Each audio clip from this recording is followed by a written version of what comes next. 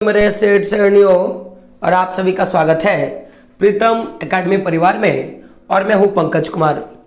तो आज के इस वीडियो पे बात करेंगे क्लास 10th के, जी हाँ दोस्तों, क्लास 10th का जो ज्योग्राफी है यानी कि भूगोल है, उसका चैप्टर 2 हमारा चल रहा था और चैप्टर 2 के अंतिम पार्ट पे बात करेंगे। और आपका चैप्टर क्या है? समुदाय और वन संरक्षण, यानी कि पूरा का पूरा क्या होगा? भारतीय समुदाय और वन संरक्षण, ये आपका पूरा का पूरा टॉपिक है। तो इस टॉपिक पे बात करेंगे। तो इस टॉपिक से आपका क्वेश्चन सबसे पहले पूछ देता है कभी कभी कि भारत में वन संरक्षण में भारतीय समुदायों की भूमिका का वर्णन उदाहरण के साथ कीजिए। तो क्वेश्चन क्या पूछेगा कि वन संरक्षण में भारतीय समुदायों की क्या भूमिका है, इसके बारे में क्वेश्चन जो है पूछ देता है। तो मैं अगर बात करूं आंसर का, तो देख सकते हो क्या है कि वन संरक्षण की नीतियां हमारे देश में कोई नई बात नहीं है। यानी कि जिस तरह से वन संरक्षण की नए नए कानून बनाए जाते हैं वो हर बार आपको देखने के लिए मिलेगा। आमतौर पर हमारे देश में कुछ मानव प्रजातियों का आवास भी है। और आप ये भी जानते हो कि वन जो क्षेत्र होता है उसमें बहुत सारे लोग जो है रहा करते हैं। भारत के कुछ क्षेत्रों में तो स्थानीय समुदाय सरकारी अधिकारियों के साथ मिलकर अपने आवास स्थलों के संरक्षण में जुटे हैं, क्योंकि इससे ही दीर्घ काल में उनकी आवश्यकताओं की पूर्ति हो सकती है। दैट मीन्स आपको यह पता होगा कि जिस तरह से वन संरक्षण की नीतियां हमारे देश में बनाई जाती हैं और साथ ही साथ हमारे देश की कुछ जातियां ऐसी हैं, जी आप मैं बोलूंगा प्रजातियां, मानव की कुछ ऐसी प्रजातियां हैं जो जंगल में रहना पसंद करती हैं। और वे लोग क्या करते हैं कि अपने आवास क्षेत्र को बचाने के लिए, क्योंकि मैं जंगल में रह रहा हूं तो मैं अपने आवास क्षेत्र को बचाऊंगा, तो वे अपने आवास क्षेत्र को बचाने के लिए जो स्थानीय समुदाय होते हैं, यानी कि जो उस जंगल क्षेत्र में रहते हैं जहां पे वन संरक्षण का काम चल रहा है, तो उस स्थानीय समुदाय के लोग क्या करते हैं, अपना और सरकारी जो भी अधिकारी है उनके साथ मिलकर क्या करते हैं, अपने आवास स्थल का संरक्षण का काम करते हैं। तो भाई आखिर ऐसा क्यों करते हैं कि जो भी स्थानीय प्रजाति है वो लोग सरकार के साथ मिलकर अपने आवास क्षेत्र का संरक्षण क्यों करते हैं? तो मानना है क्योंकि जो लोग उस जंगली क्षेत्र में रहेंगे वो लोग अपने आवश्यक की चीजें या जो भी अपनी आवश्यक जो भी साध्य संसाधन है उनकी पूरी की पूरी प्राप्ति जंगल के थ्रू से करेगा। जैसे ईंधन के लिए लकड़ी का हो गया, पानी के लिए झरने का उपयोग करेगा जंगल का, खाने के लिए कंद मूल फल और जानवरों का शिकार करेगा। तो आखिर उनकी जो जरूरतें हैं, चाहे खाना हो, पहनना हो, पीना हो, रहना हो, सोना हो, तो अपनी जो भी आवश्यकता है उन आवश्यकताओं को लंबे समय के लिए उनकी आवश्यकता पूरी हो, इसीलिए ये लोग क्या करते हैं, सरकार के साथ मिलकर अपने और अपने वन क्षेत्र का संरक्षण करते हैं। तो कभी क्वेश्चन पूछ देगा ऐसे घुमा के कि बताइए भारतीय समुदाय के लोग किस कारण से, क्वेश्चन क्या आएगा कि भारतीय समुदाय के लोग किस कारण से सरकार के साथ मिलकर अपने आवास स्थलों का संरक्षण करते हैं? तो आप क्या बताओगे कि दीर्घ काल में उनकी आवश्यकताओं की पूर्ति हो सके, इसीलिए क्या करते हैं, वो वन का और वन क्षेत्रों का संरक्षण करने में सरकार का सहयोग देते हैं। जैसे उदाहरण के लिए कुछ ऐसे क्षेत्र हैं जिनका आप उदाहरण ले सकते हैं। जैसे आप देखोगे सबसे पहले सरिस्का बाघ रिजर्व, आपने नाम सुना होगा सरिस्का बाघ रिजर्व का।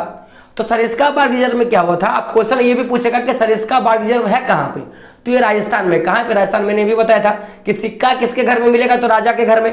तो क्या है कि सरिस्का बाघ रिजर्व में राजस्थान के लोगों, गांवों के लोगों ने वन जीव संरक्षण अधिनियम के तहत वहां में खनन कार्य को बंद करवाने के लिए बहुत ज्यादा क्या किया था, संघर्ष किया था। तो अब क्वेश्चन आएगा कि सरिस्का रिजर्व है कहां पे? राजस्थान में। और यहाँ पे इस रिजर्व को बनाने के लिए और इस रिजर्व के संरक्षण के लिए क्या काम किया था, तो आप क्या बोलोगे, वन और वन्यजीव संरक्षण के अधिनियम के तहत उस क्षेत्र में होने वाले खनन प्रक्रिया को बंद कराया था।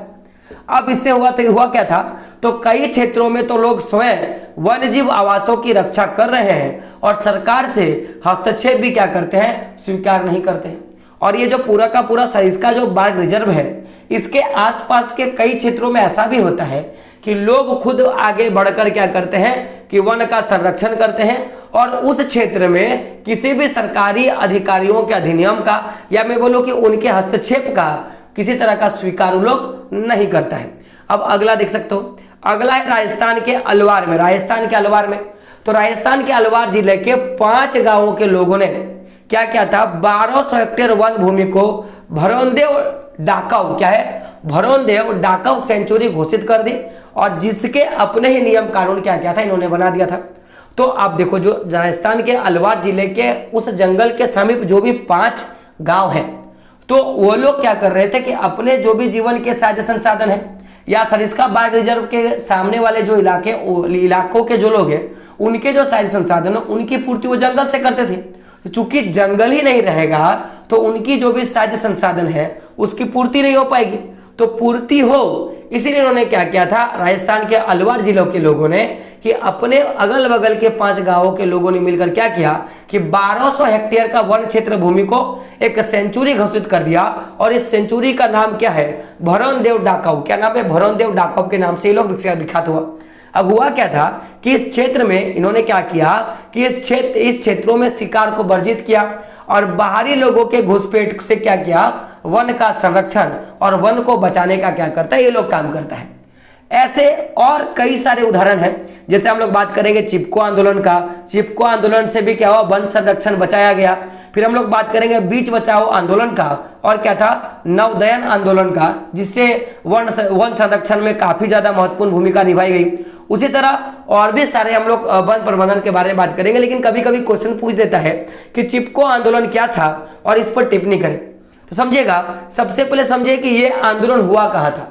तो यह आंदोलन हुआ था हिमालय में। कहाँ हुआ था, हिमालय में एक आंदोलन चला था जो सबसे ज्यादा प्रसिद्ध हुआ, वो क्या था आपको, चिपको आंदोलन। अब आंदोलन का कारण क्या था, तो वनों की कटाई को रोकना। दरअसल क्या था कि ऐसी एक घटना मानी जाती है कि चिपको आंदोलन में क्या था कि जो भी बागान मालिक थे वो लोग क्या करते थे, पेड़ों की कटाई कर रहे थे। तो चूंकि उस अगल बगल के जितने भी लोग होते हैं उनकी साध संसाधन कहां से थी, पेड़ों से थी।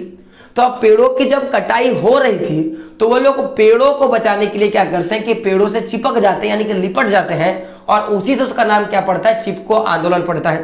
तो आखिर इसका कुछ ना कुछ तो परिणाम हुआ होगा। तो मैं बता दूं कि चिपको आंदोलन उतना ज्यादा कामयाब नहीं हुआ था। क्या है कि चिपको आंदोलन कामयाब नहीं रहा, परंतु इस आंदोलन ने यह दिखाया कि स्थानीय पौधों की जातियों का प्रयोग करके सामुदायिक वनीकरण अभियान जो है सफल बनाया जा सकता है। इन्होंने ये बताया कि हम वन क्षेत्रों को बचाकर क्या कर सकते हैं कि हम लोग वन्य जीव संरक्षण को बढ़ावा दे सकते हैं। दूसरा क्या है, देख सकते हो, बीज बचाओ आंदोलन, या हम लोग बोलेंगे नवोदयन आंदोलन, इसी से संबंधित है। तो देखिए ये कहां शुरू हुआ था, गुजरात के टिहरी नामक स्थान पे। एक्चुअली क्या है, टिहरी पे, तो टिहरी नामक स्थान पे हुआ था।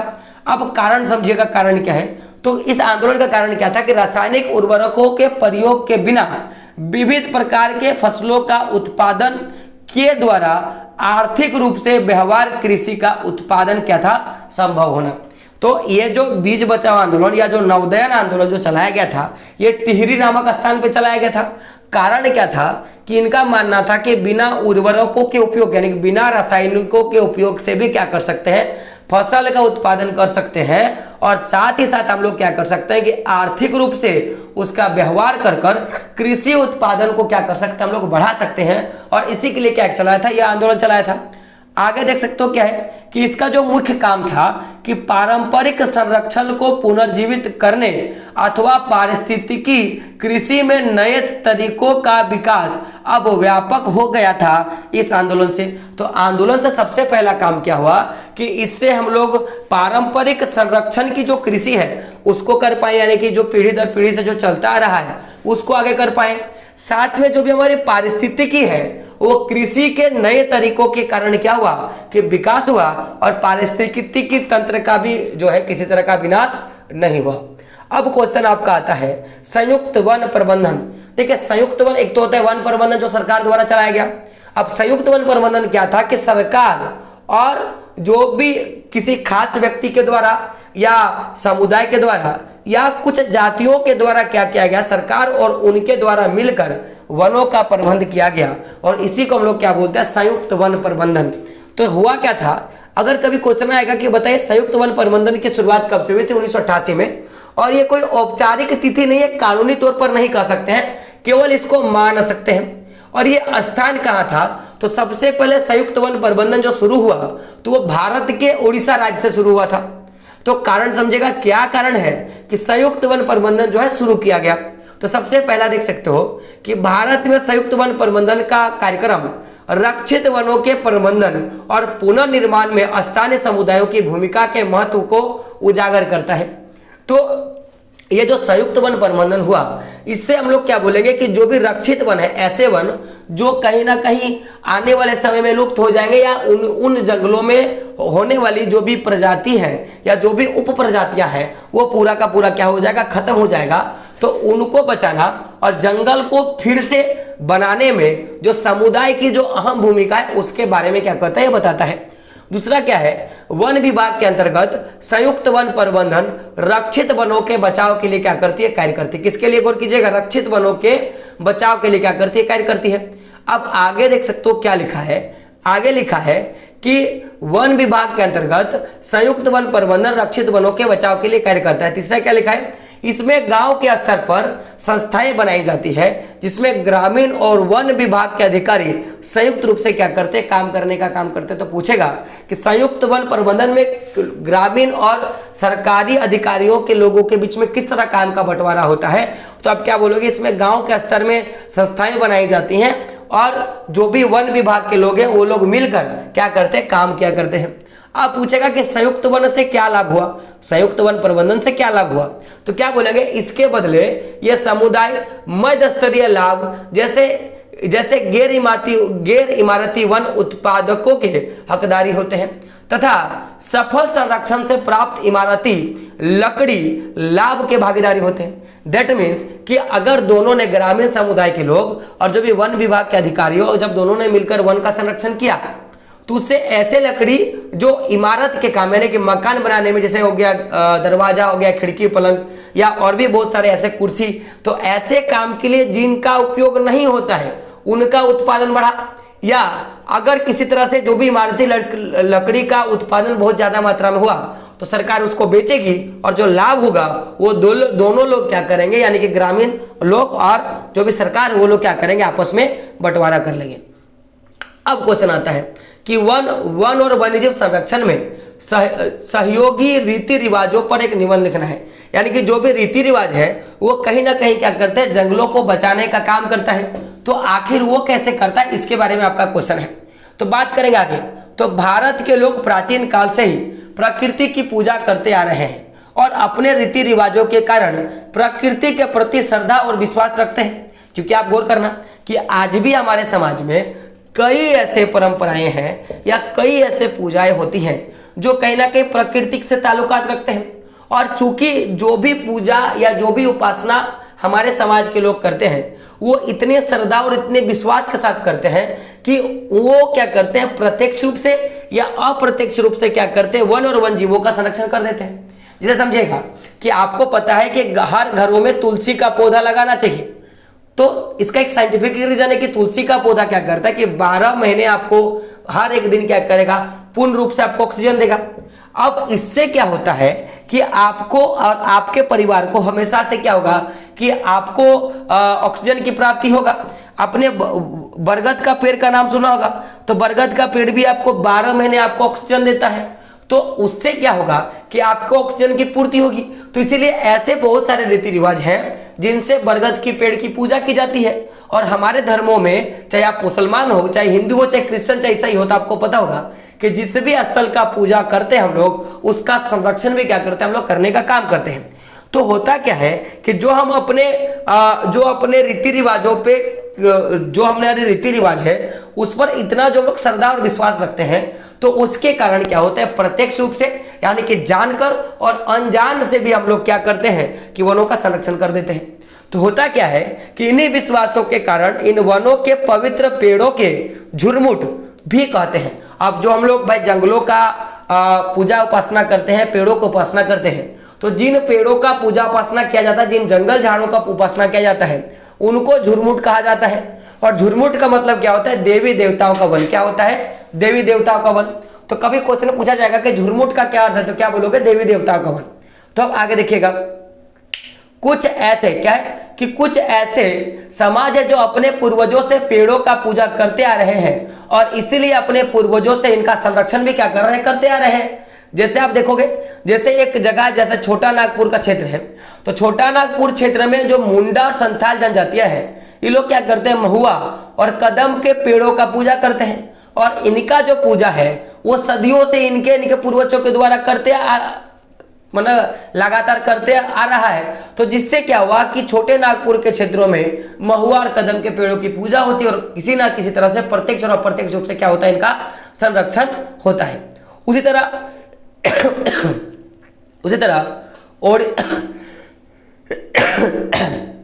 तरह ओडिशा और बिहार की जनजातियां जो है शादी के दौरान क्या करते हैं, इमली और आम के पेड़ का पूजा करता है। तो अब ये जो रीति रिवाज है ये सदियों से चलता आ रहा है।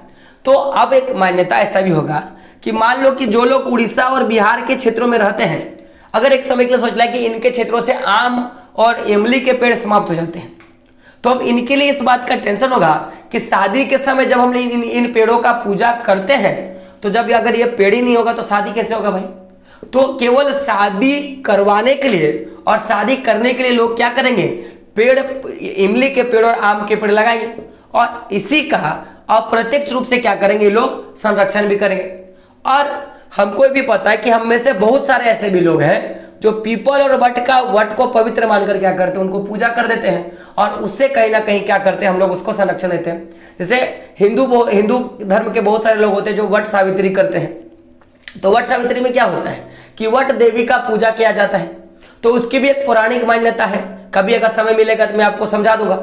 उसी तरह क्या होता है कि भारतीय समाज में अनेक संस्कृतियां ऐसे भी हैं जो प्रत्येक संस्कृति में प्राकृतिक और इनकी कृतियों को संरक्षित करने का क्या करते हैं, तरीका अपनाते हैं। समझेगा, अब मान लो कि एक कोई मंदिर है, उस मंदिर में मान लो कि किसी भगवान का पूजा होता है। अब उसी मंदिर के आंगन में आपको गाय बैल मिल जाएगा। तो अगर मान लो कि इस मंदिर में शिव भगवान यानी कि भोलेनाथ शंकर भगवान का पूजा हो रहा है और उसी आंगन में अगर कोई बैल होगा तो जाहिर सी बात है लोग उन बैलों को मारेगा नहीं बल्कि उसको रोटी खिलाएगा, क्योंकि नंदी महाराज जो होता है वो शंकर भगवान का एक अनन्य भक्त होता है। अगर एक बजरंगबली का मंदिर और उसके बगल में बहुत सारे लंगूर और बंदर मिलेंगे तो लोग उनको भी बजरंगबली मानकर क्या करेंगे, पूजा करेंगे।